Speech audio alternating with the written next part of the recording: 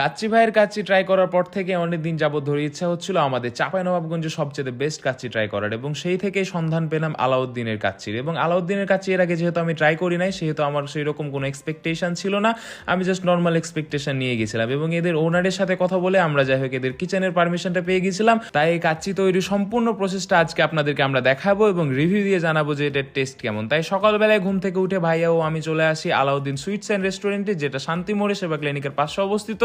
এবং আসা মাত্র দেখি যে আমাদের বাবুর্চি ওস্তাদ এখানে বসে খাওয়া দাওয়া করছেন, এবং তার খাওয়া দাওয়া করতে করতে আমরা একটু এদিক ওদিক ঘুরে দেখছিলাম। দেন তারপরে তখন আমরা সোজা আগাই গেলাম সেই রান্নাঘরের দিকে। এবার রান্নাঘরের দিকে যাইতে যাইতে যে সিচুয়েশনটা দেখলাম, এখানে সম্পূর্ণ একদম হাড়িতে ভর্তি, এইদিকে হাড়ি ওইদিকে হাড়ি, মনে হচ্ছে আমরা হাড়ির জঙ্গলে চলে এসে হারাই গেছি। এবং পার্শ্ববর্তী এখানে আরেকটা কারখানা ছিল যেখানে সকল প্রকারের মিষ্টি তৈরি হচ্ছিল।